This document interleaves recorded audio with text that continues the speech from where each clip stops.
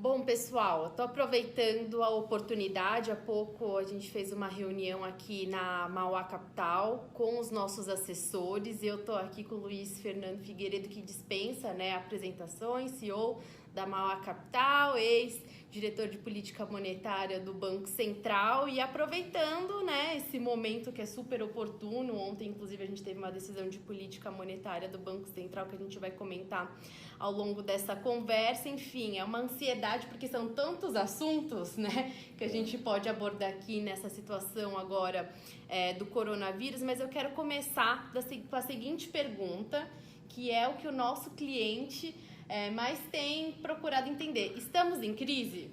Tá. A resposta é sim, mas é uma crise diferente de todas as outras, porque ela vem desse vírus que faz com que todo mundo tenha que ficar em casa. Então o mundo para. Quando o mundo para, as empresas param de faturar, as pessoas param de vender. Então pode causar, fora a questão de saúde, um problema gigante na economia, um desarranjo. Para isso, os governos têm que agir para minimizar o efeito dessa potencial desorganização. E é por isso que a gente vê os preços ativos despencarem como despencaram. Ninguém viu isso. Só em 1929 nós tivemos uma coisa semelhante ao que está acontecendo agora. Então a resposta é sim, é uma crise, ela está sendo atacada, não sabemos se vamos conseguir alcançar todo ou uma parte dos efeitos colaterais, mas ela tem uma característica muito importante, ela é temporária. Então, o que você precisa sair desse tempo o mais firme possível. Você sair muito fragilizado, você vai demorar muito para recuperar, né? Um ingrediente que atrapalha um pouco é que você não sabe se é por 2 meses, é por 3, é por 4 meses. Então, isso atrapalha um pouco, isso pode fazer as coisas ficarem mais difíceis. Mas vai passar e, assim, ativos, resilientes, etc., eles estão completamente fora do preço deles. Estão baratos. Outra questão é a seguinte, que o pessoal fala, é parecido com 2007 e 2008 a situação? Alguma semelhança? A semelhança é, vamos dizer, que tudo que é ativo perdeu muito valor. Porém, naquela época, o risco de uma quebradeira generalizada era real. Assim, o sistema financeiro estava literalmente quebrado, teve que vir uma boia para o sistema financeiro. Agora, o que está acontecendo esta parada abrupta, que não tem nada a ver com o problema econômico, é um problema de saúde, está gerando um impacto muito grande na economia e os governos têm que minimizar esse impacto. Não é um problema de crédito dos bancos? Não, pode até se tornar um problema de crédito. Se os governos não atuarem firme, deve se tornar, mesmo sendo temporário, porque alguns foram pegos com muito investimento, numa fase de um caixa baixo, tem, vamos dizer, lojas ou empresas menores que elas não têm, assim, vamos dizer, muita folga de poupança para aguentar. Um restaurante aqui perto do escritório, eles atendem 180 a 200 pessoas por dia no almoço. 3 dias atrás foram 18. Eu aposto que hoje não vão ser 10. Aliás, fechou, né? Acho que obrigou a fechar. Então, como é que você vive esse período? Os governos precisam criar uma ponte para isso. Sim. Outra questão também que a gente vem acompanhando aí por conta do coronavírus, os nossos colegas estão promovendo inúmeras revisões, dias após dia, no Produto Interno Bruto. Então, a gente começou o ano antes do coronavírus falando num PIB de 3%, aí introduziu o assunto coronavírus e também a questão da base do 4º trimestre, que acabou tendo um crescimento um pouco mais fraco. Essa revisão foi para ao redor de 2%. E agora que o coronavírus chegou ao Brasil e a gente está ainda, acho que muito do que você comentou há pouco é porque a gente não tem noção da extensão, desse prazo que a gente tem para sair dessa situação do coronavírus. A gente ainda não tem visão se vai ser 1, 2 ou 3 meses. Depende muito disso para a gente entender como que vai ser essa recuperação. A única certeza que a gente tem é que quando passar, a situação vai melhorar, mas a gente não sabe dizer em quanto tempo que vai passar, porque isso não depende de projeção econômica, é uma questão de saúde. Então, a gente vem acompanhando esse movimento dos nossos colegas de revisão de PIB, e aí muitas projeções já de PIB negativo para 2020. O que você acha dessas revisões? Realmente a gente tem um risco de ter uma contração da atividade em 2020? Como que vocês estão trabalhando essa questão de atividade econômica? Olha, tem, até por profissão, gente que tem que fazer projeção. Então, aquelas pessoas, digamos, de sell-side de banco, ele tem que falar de números. Vou dizer, gente, eu tenho muitos anos de experiência nisso. Este é o momento, falar de números, não tem nada mais, é chute, porque as variáveis, elas são tão relevantes, que se você acertar, vai ser por sorte. Sabemos que haverá uma queda, sabemos que será profunda, não sabemos por quanto tempo, e não sabemos, porque isso depende de como os governos agirem para ajudar, quão inteiros a gente vai sair desse processo temporário, que vai fazer toda a diferença. Então, não, vou fazer a conta na ponta do lápis, vale muito pouco. Claro que o PIB vai ser menor que 2%. Agora, eu não sei se isso é relevante. É relevante ser menos, mas assim, saber agora, não dá para saber. Tá tudo incerto, né? Muito. A gente, como a gente estava comentando agora, a gente precisa primeiro entender a extensão disso, né? Da doença. Se a gente se a situação se normalizar em um mês é uma situação, se demorar 3 a 4 meses para se normalizar é outra situação. Então, assim, é muito complicado a gente falar num número de PIB agora. A única coisa que a gente sabe é que dos 2% provavelmente vai ser um crescimento menor, porque também a gente tem que acompanhar como que o governo vai reagir. Então, até agora a gente vai introduzir, né, esse assunto.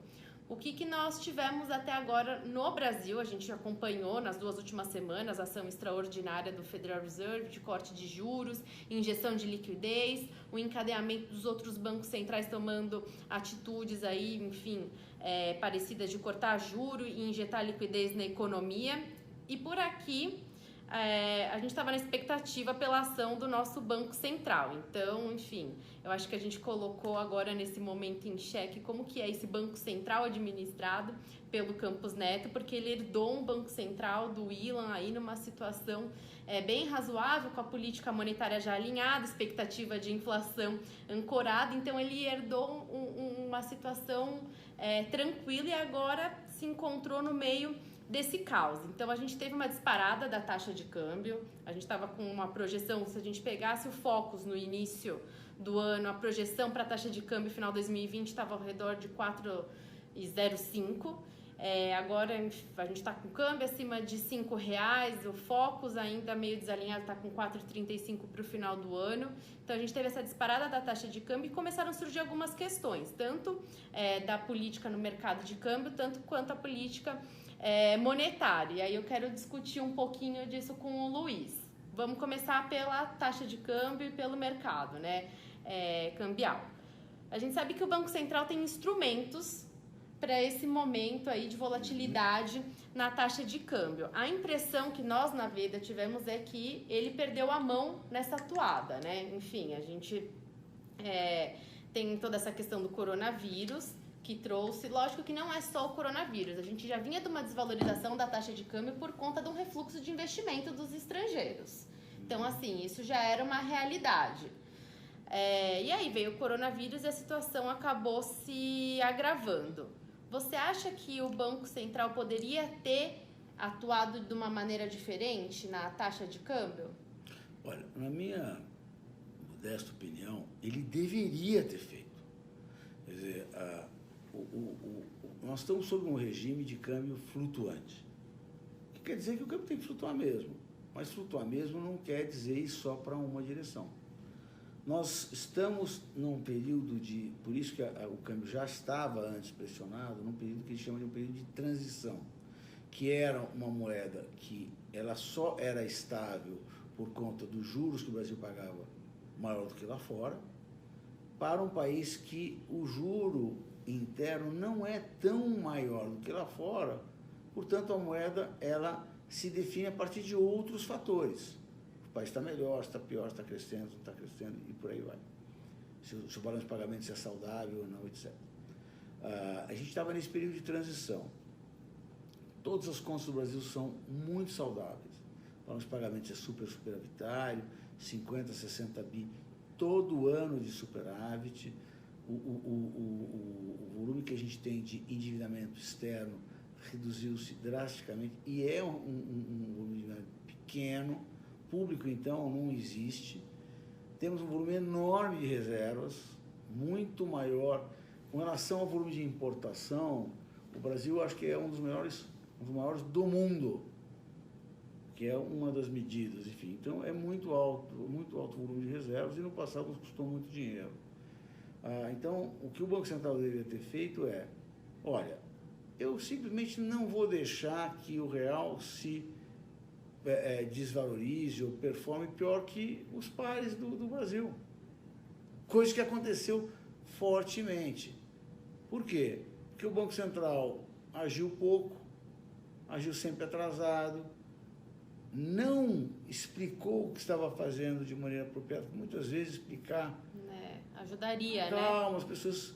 Toda vez que você entende um problema, você consegue dimensioná-lo. Quando você não entende, a gente, né, nossa fantasia é sempre muito grande, você acaba superestimando. Então, eu acho que, sim, nós temos o nosso instrumento que a gente tem mais capacidade é a questão cambial, a intervenção no mercado de câmbio, e tem sido feito muito pouco, muito menos do que o razoável, principalmente numa situação tão emergencial e com tanto espaço, tanta tranquilidade de fazer. E agora fazer também, nesse momento, você acha que reverteria a situação? Porque assim, eu entendo que lá atrás, se ele tivesse, de repente... A gente sabe que o real desvalorizou mais que os outros emergentes e teve um momento ali de disfuncionalidade que talvez ele poderia ter entrado. Não que isso iria reverter a tendência de desvalorização do real, mas talvez nós estaríamos num patamar mais baixo, sofrendo essa desvalorização. Você acredita que se ele viesse agora, com alguma atuação no mercado de câmbio, resolveria ou... Não, assim, eu acho que sim. Já foi um custo altíssimo. Ou seja, não é que... então ter feito agora é a mesma coisa que ter feito antes. Não, porque é possível que o câmbio não tivesse ido tão longe e tivesse gerado no final, tanto prejuízo para muita gente, né? Porque aquele que vive, eu faço uma importação, já tinha importado, etc., de repente o câmbio está 15% mais caro. Não, mas sei lá, 10% foi porque o mundo depreciou. Daí está tudo certo. Agora os 5 adicionais podem quebrar a empresa.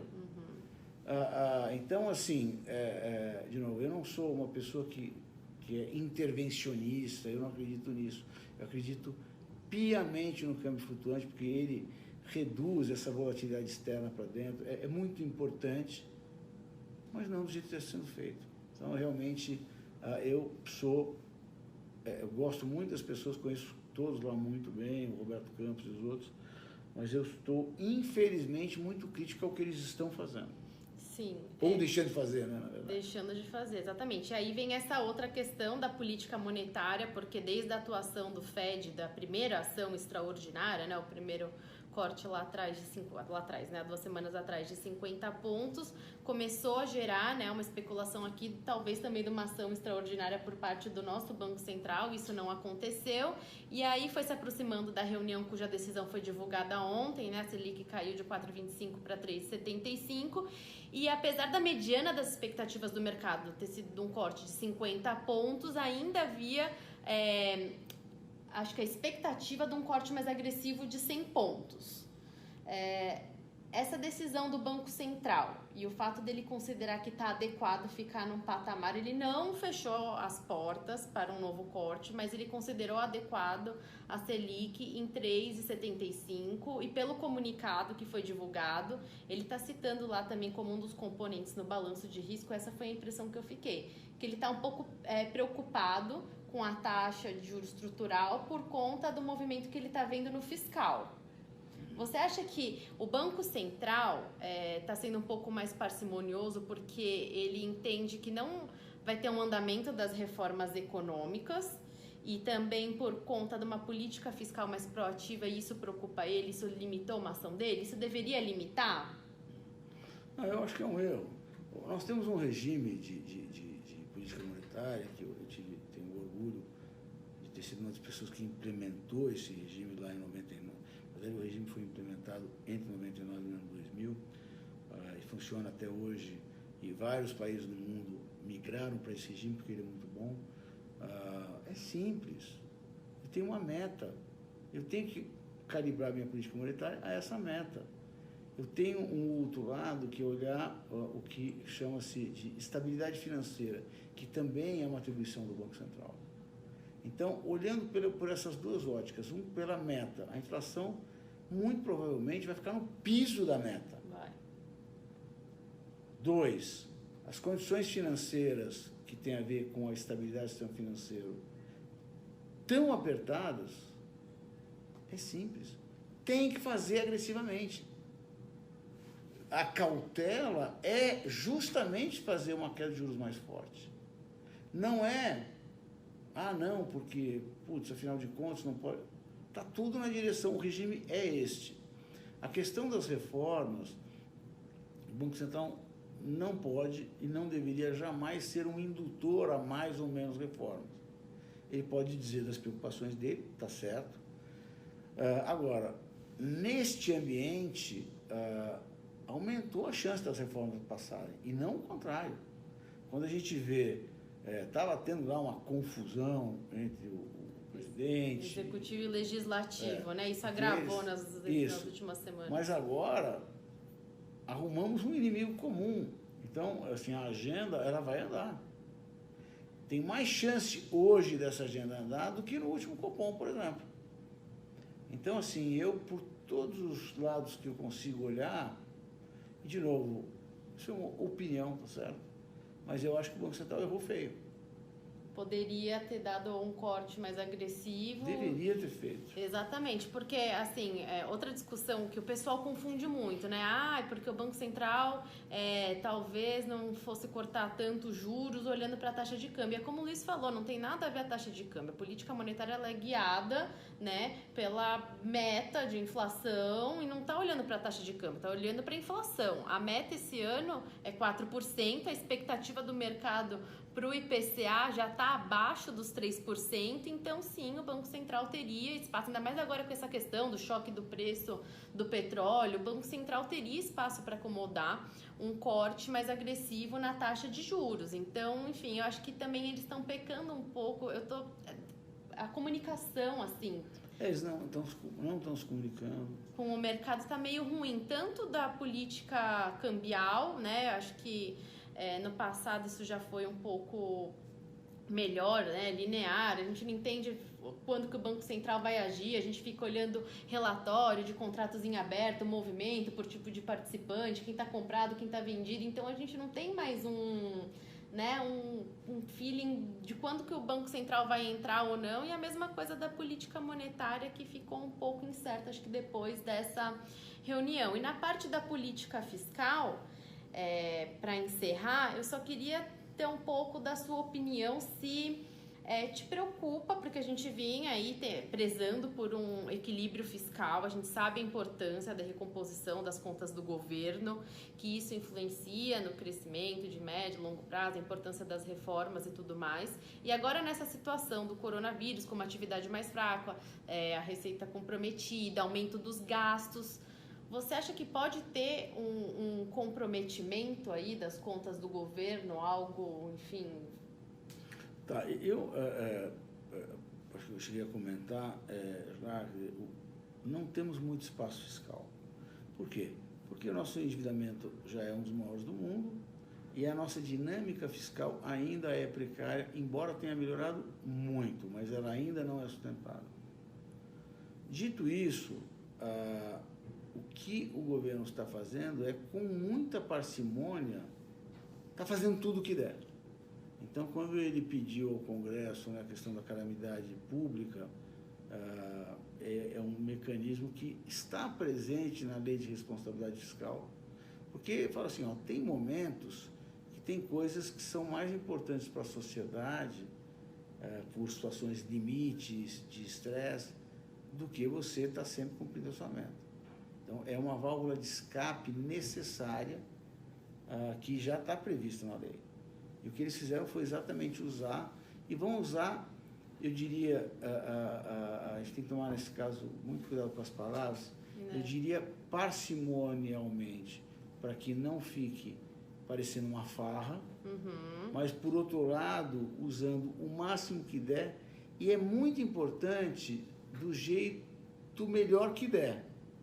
Ou seja, adianta eu dar dinheiro para grandes empresas que não vão ter problema? Não. Agora, para aquele pequeno comerciante que se ficar sem faturar vai ter que mandar todo mundo embora e vai quebrar, sim. A empresa, mesmo sendo grande, como as empresas aéreas, a empresa não tem mais voo. Tem que dar uma boia para essa turma, sim. Então, a empresa vai ter algum prejuízo? Vai, mas ela não pode ficar inviabilizada. Então, os governos têm que entrar sim. Então, assim, eu acho que eles estão muito, e é muito difícil isso tudo, mas estão sendo o mais cirúrgicos possível. Por exemplo, tem 2 programas que eles fizeram. Um foi aumentar o Bolsa Família, o outro foi gerar um novo Bolsa Família, que é o seguinte, que é dar dinheiro durante 3 meses, se não me engano, para aquelas pessoas que são autônomos, que estão na economia informal. É complicado acessar esse pessoal que não é CLT, exatamente. né? Então, esses caras, os mais, nesse caso, não vulneráveis à doença, mas vulneráveis à queda grande de atividade, esses caras têm que ser ajudados. E eles estão, eu diria, bem criativos, assim, na maneira correta em ajudá-los. Eu acho que está legal. No lado fiscal, acho que a nota é muito boa. Eles estão sendo parcimoniosos também por conta, né, enfim, como o Luiz bem ponderou, por conta de não haver muito espaço para injetar dinheiro na economia, porque a gente já vem de uma situação crítica e eles estão tentando administrar a situação da melhor maneira possível. Eu acho que é isso, e o Luiz, ele passou uma mensagem aqui para os assessores, ele fez um desfecho da reunião que eu gostei bastante, passando uma mensagem aí otimista, né, Luiz? Você acha que... Gente, vai ser duro, mas passa. E o que a gente precisa fazer é sair dessa história o mais inteiro possível. Então, vamos ter calma. Os ativos hoje estão muito baratos, estão muito fora do preço de um ambiente minimamente, não precisa ser um espetáculo, minimamente normalizado, que vai acontecer. Vocês têm tido uma maturidade impressionante. Quer dizer, resiliência, as pessoas que investiram, inclusive recentemente, em ativos um pouco mais de risco, ações, imóveis, etc., continuaram firmes. Até aqui na Mauá nós não tivemos nenhum dia de mais saques do que aplicação. Então, vamos ter tranquilidade, vai passar. Obrigada, pessoal. Eu agradeço muito e a Mauá está à disposição de vocês.